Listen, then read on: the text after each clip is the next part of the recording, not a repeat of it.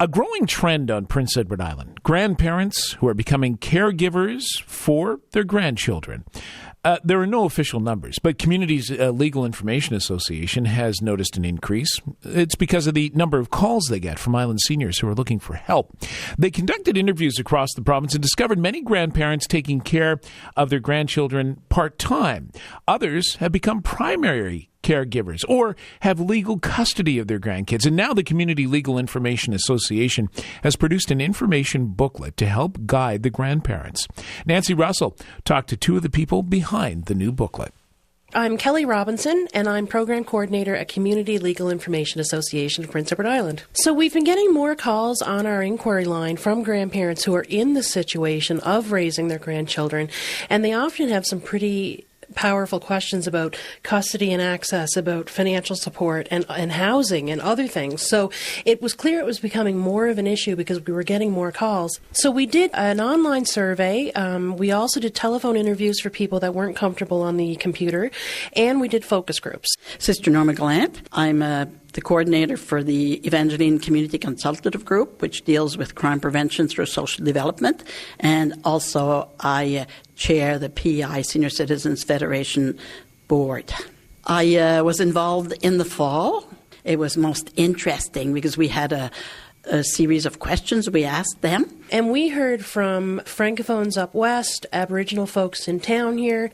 A lot of them had been parenting for quite some time. In terms of the challenges, they talked a lot, like almost 75% of them talked about pretty much desperate financial situations where they're trying to get by on the fixed income we know many seniors on P.E.I. live on, but they're also trying to raise multiple children on that income. It could be as bad as somebody only having CPP and OAS and they're trying to raise 2 kids. Housing was an issue because a lot of the housing that seniors can afford on a fixed income don't accept children. When I went to these places and when I interviewed the people, it's not people who are parenting full-time. It's people who might have their grandchildren for a week or for 2 days. They're not full-time parents. But they have the same needs in a way because they are retired and they're on fixed incomes. Being able to afford children's activities, sports, those things can sometimes be completely out of their reach. Dealing with teenagers and online bullying, dealing with sexting and things that they didn't even have when they were growing up. Stuff like that really scares them as well. So it's very complex. There were some, it was the mental health issues, like the teenagers, for example, coming to the grandparents after school and saying they had been bullied, they don't know what to do and they're sad and that, but poor grandparents didn't deal with that when they brought up their children.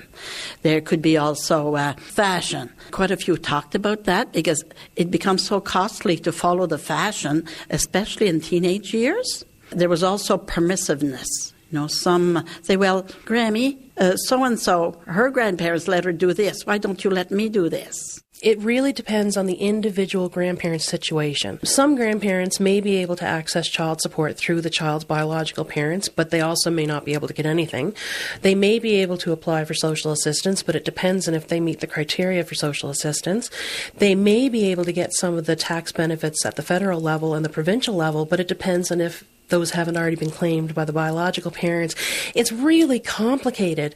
And so my book that we've done, it certainly doesn't answer those questions, but what it does is it gives people the different avenues to check out to find out if in their individual situation they do qualify for different things. They may deprive themselves. One Grammy said, I don't eat as much while the grandchildren are here because I want them to have good food. So if I buy them fruit and vegetables, which I usually can't buy too much, especially wintertime when I have oil is so high, then they will themselves, the grandparents, deprive themselves of certain things so that the children will have healthy food. A lot of the quotes that I have here are related to finances because that seemed to be the one that people were really struggling with. One said, finances, it's just been awful. You want to give your child everything they ask for. You have feelings of guilt. He doesn't go without, but I'm constantly living week to week on paychecks. I had to declare bankruptcy. My savings are depleted. It's $500 a month for babysitting and meds. It can be very depressing.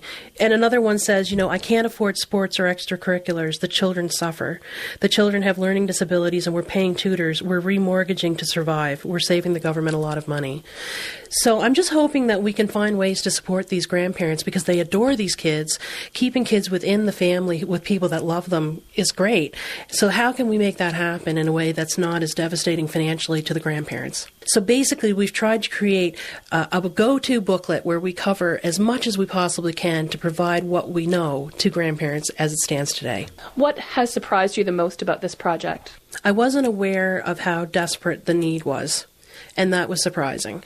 Hearing just how difficult life is for some of these grandparents and how they're struggling and how they're managing to get by with just the meagerest of means, and usually relying on things like the food bank and relying on churches and relying on friends and family, and that was difficult. It's hard to hear those stories.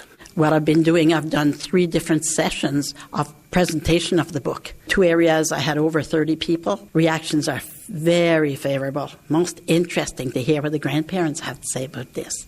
They're saying it's about time we have a book like this.